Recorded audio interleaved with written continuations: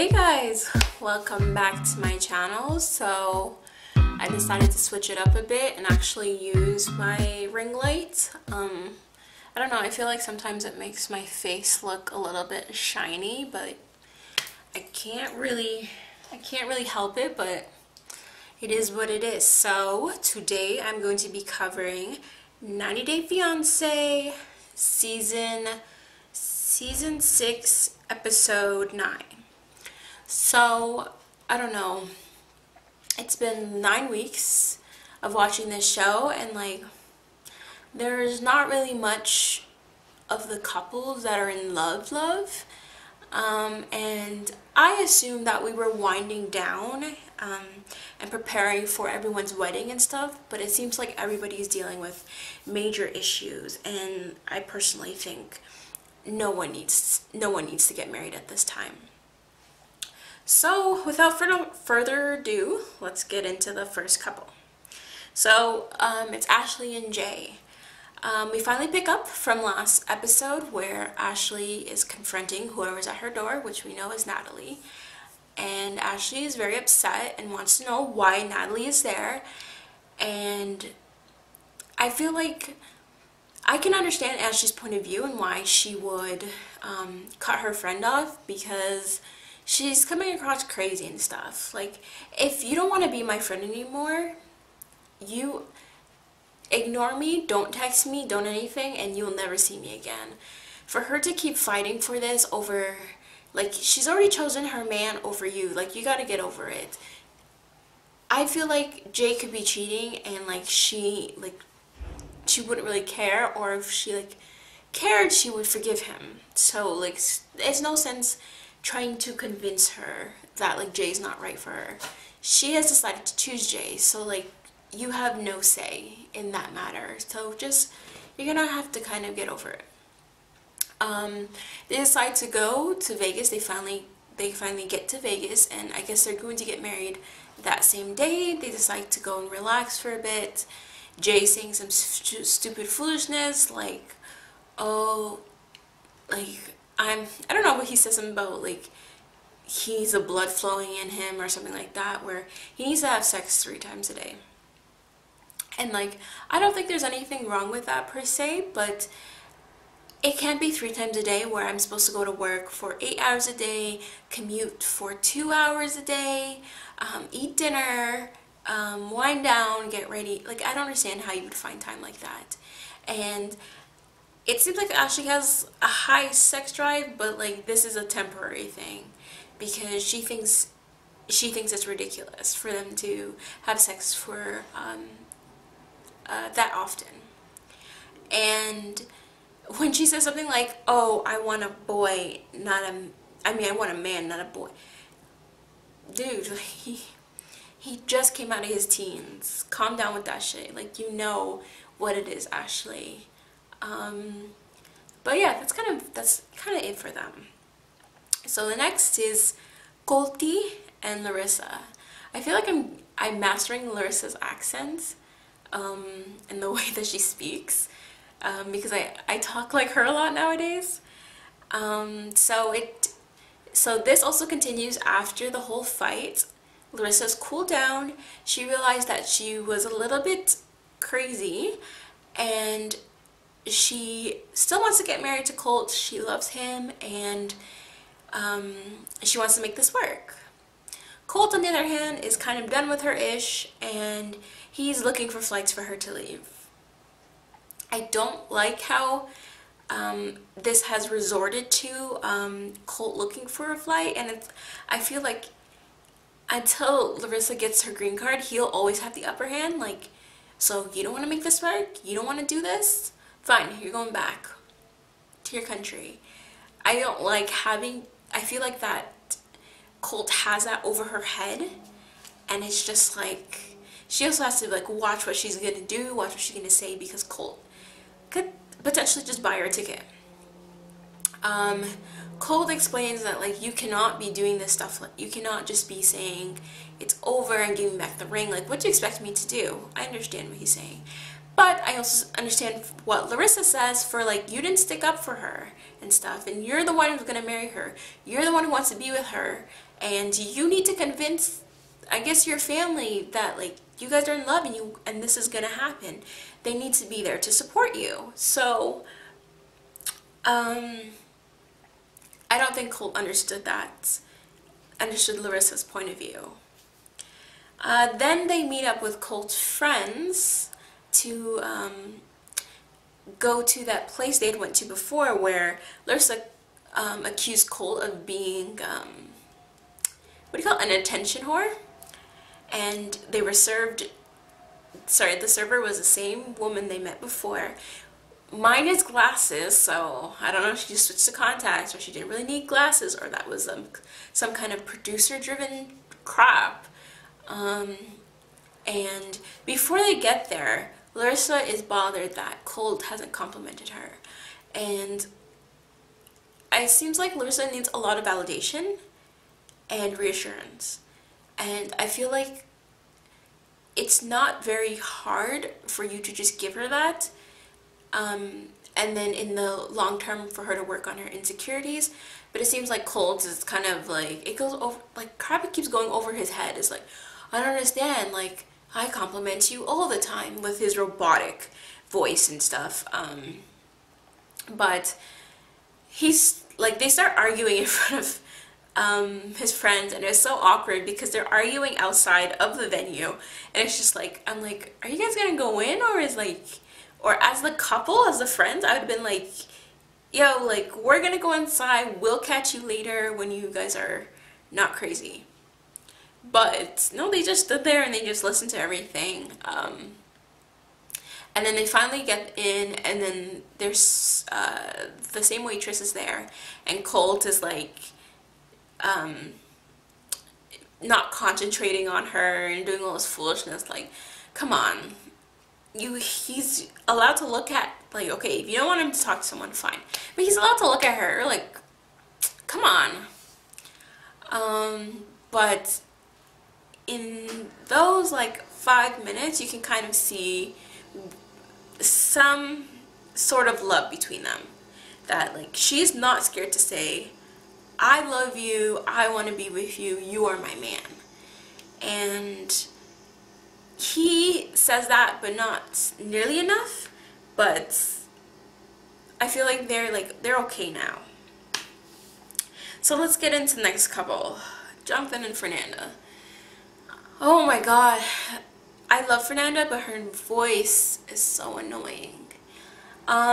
So Jonathan is, what is he? He's gonna meet with his friend, and Fernanda's at home alone, and she's calling his phone, and he hasn't answered, but then he abruptly leaves the get-together with his buddy to go home.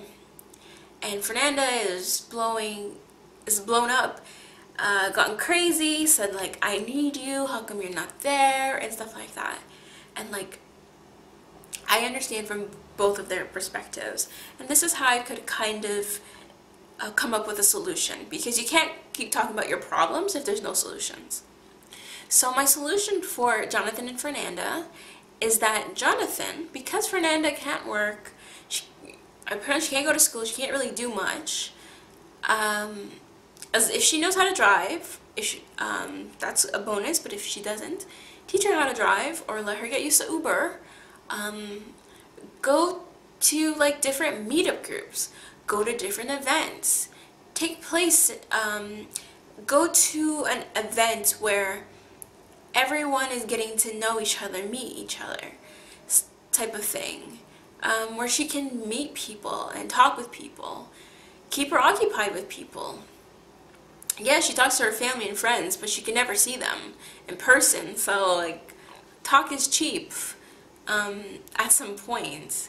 And I feel like he didn't understand that, because if I'm home 14 hours a day, like, or get her a dog or something that will occupy her a good chunk of her time, where, like, how much hours can you clean for before you stop cleaning, and then you're just like, Okay, what else do I do? How much hours can you watch Netflix before you're just like, okay, I'd like to communicate with someone else. Like, how many hours can you stand doing something before you're just like, I'm bored? I can be bored after like maybe 3 hours, so I can't imagine 14. I also understand from John's perspective of like he just wants to like hang out with his friends and stuff, but like you need to get Fernanda friends or keep her occupied so then you'll have time to do other things. Otherwise than that, you need to be by her side because she feels lonely. She wants to go home. Okay, so next couple is Kalani and Asuelu.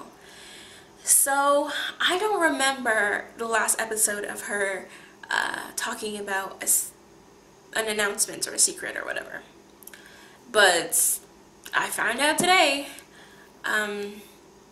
she is pregnant and she is not happy. She's not thrilled about it.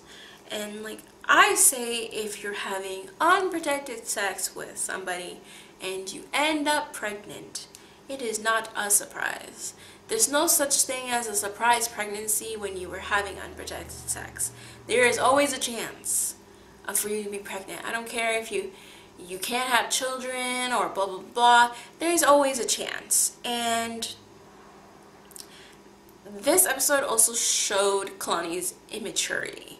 Like, she acted like, oh my god, like, how can I get pregnant? Like, he doesn't want to. I can't really use birth control. She said there's a few, she's limited in her options, which she should have took something. He doesn't want to wear condoms because it's for slut people. Well, you need to explain to him that slut people is your culture, but here it's not considered a slutty thing to do or use. And like,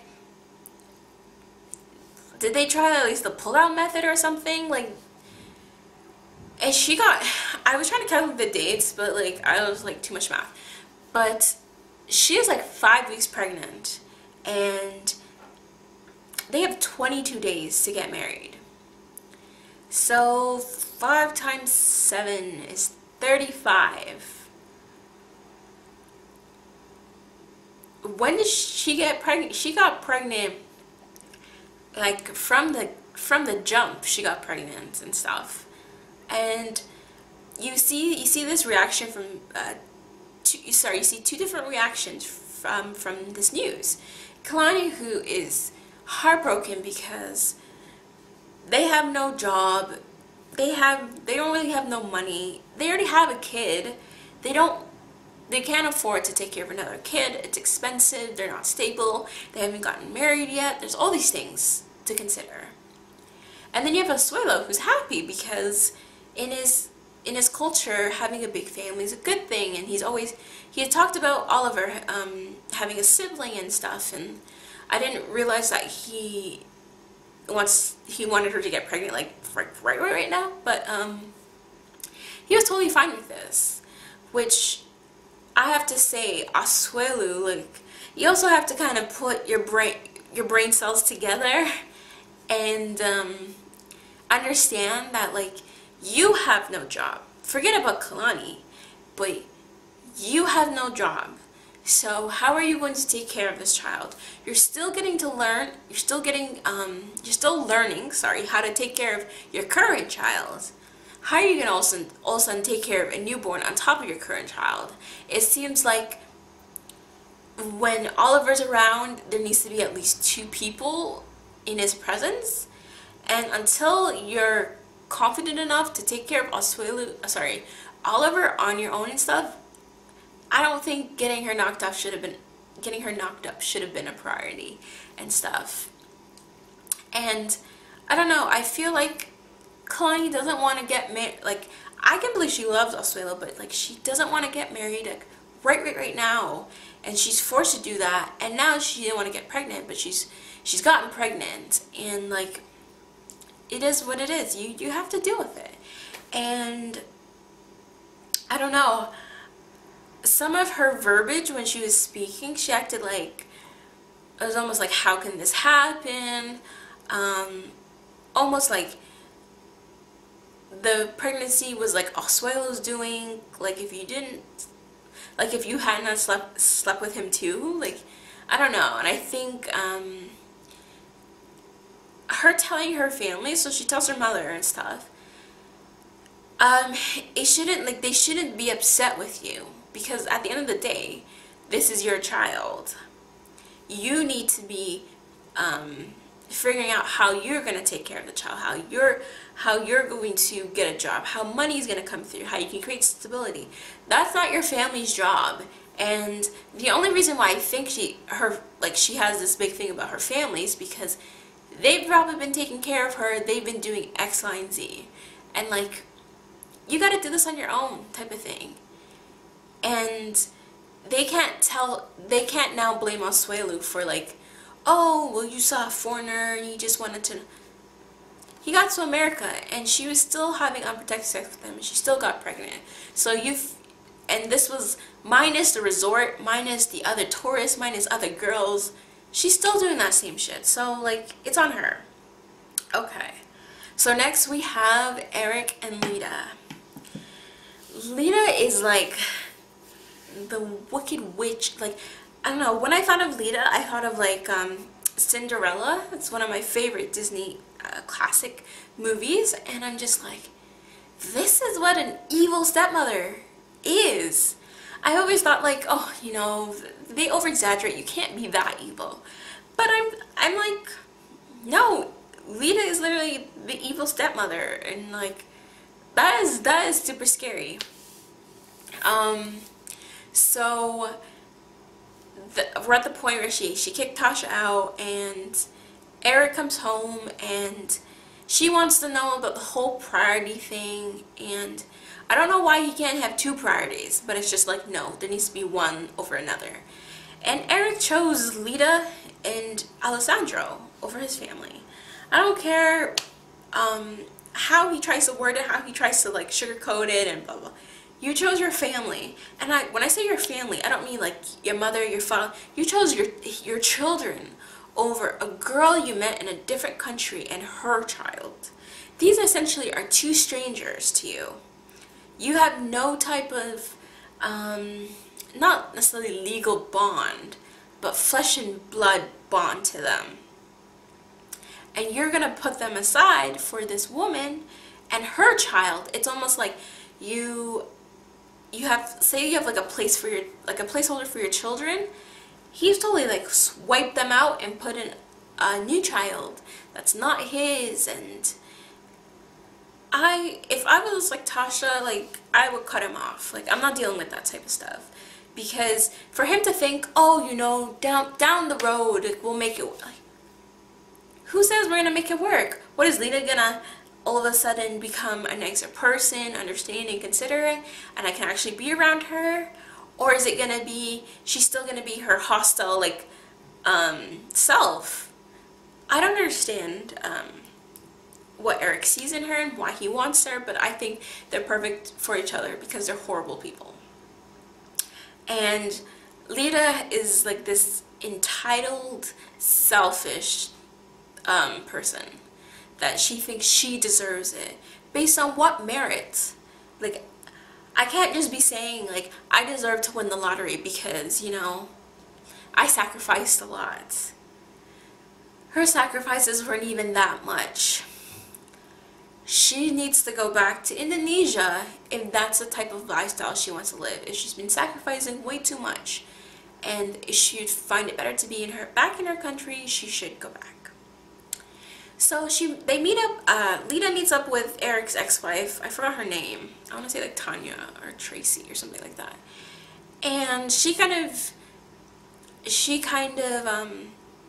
talks about what she's been told by her daughters and Eric, and like she wants everyone to be one family, and like she thinks that like you're pushing people away and stuff. And, like, she's talking pretty rational compared to like my mom. She wouldn't be talking that rational to someone who like essentially like hurt her child. And Lita was just like like, you know what, like, no, like blah blah blah. Like she wasn't listening. She wasn't there to listen. She was there to say like she's done accepting things, which that has nothing to do with the kids. The kids never told Lita that, yo, I'm gonna pay this, I'm gonna pay for this, my house is gonna be like this, blah blah blah blah. Like, that's between you and Eric, so don't tell me about what you're accepting. You're done accepting things. Like, you need to accept his children. And like, I don't know, Lita wasn't here for their conversation, and like nothing has gotten solved. And like Eric, him crying and stuff, like those, to me, those are like crocodile tears, because you can't even stand up to defend your daughter in front of your fiance because of how she acts. And you keep saying that like she's not paying rent and blah blah blah blah. That was her apartment initially. So let's stop acting like Tasha was this homeless poor girl on the streets where her father took her in, which your father is supposed to take care of you and nurture you and stuff. Tasha wasn't acting money hungry and being like, oh, Dad, can I have... She was pulling her own weight too. So like, they portray Tasha in a very, very bad light, and it's not true. Type of the things that they're talking about. Like, why did Eric move in with Tasha? Like, why didn't Eric have his own apartment? Things like that nature. Eric, did you help Tasha look for an apartment and stuff if you wanted her to move out in X amount of days and stuff? Like, so like, that's kind of all I have with them. So last but not least, we have Steven and Olga. So Steven, I don't know, he needs to blink more. I feel like he doesn't blink enough. He gives me like crazy man vibes. And sometimes when his not his personality, but sometimes when his voice is very like monotoned, it scares me.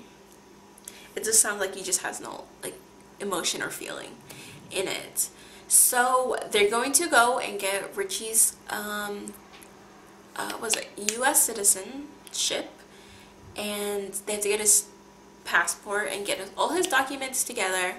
And Olga has this whole notion that like, okay, because my visa is not in transit, or it's not processed as of yet, the baby can stay with me, and like Steven can go and visit the baby and stuff. Steven has 2 weeks before he has to leave, but in Steven's mind, he's just gonna take the baby with him.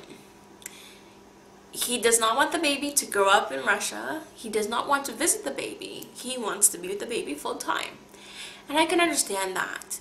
He didn't live with a father, and he doesn't want that time to his child. I understand that completely.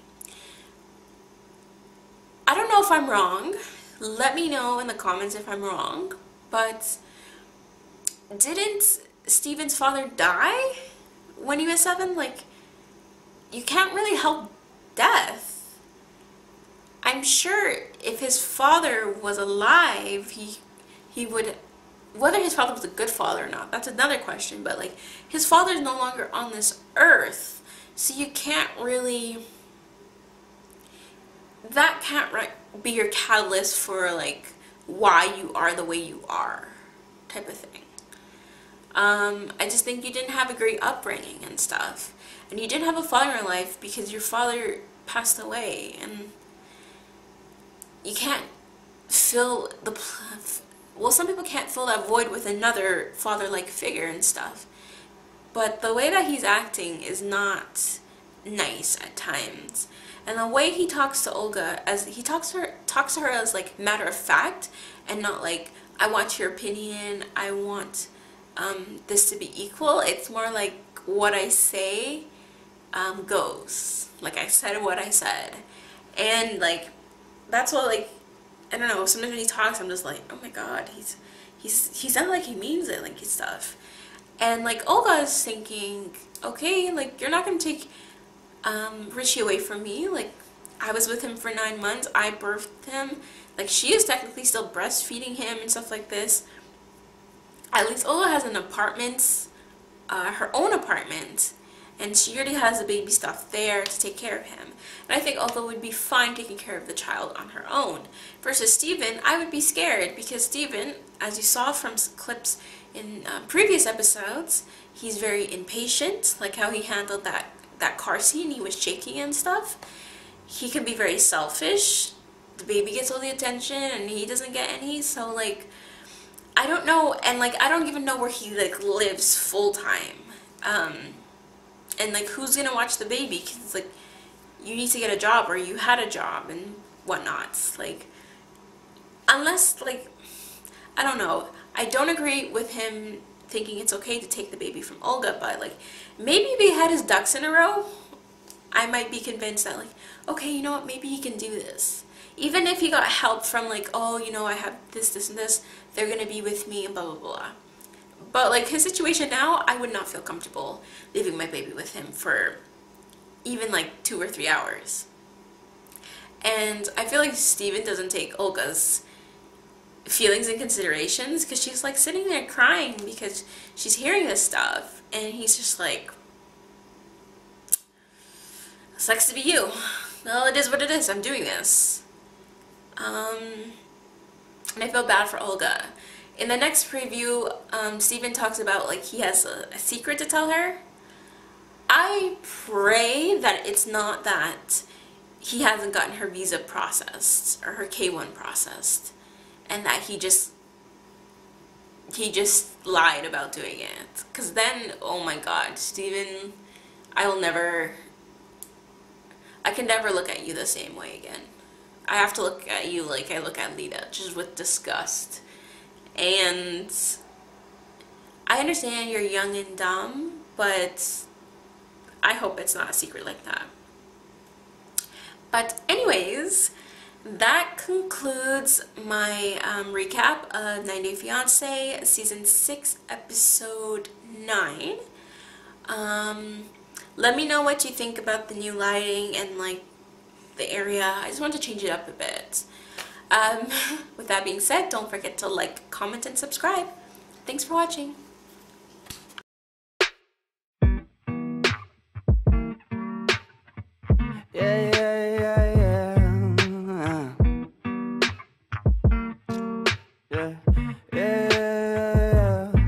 I'm just a dumb cunt, fucking sick and tired of it. Maybe I could front love, maybe I could buy a zip, maybe I get fucked up. Next time I could save some. Why it's gotta be like this? Why it's gotta be that way? Put it inside. Feel so rise up, banging on that loud.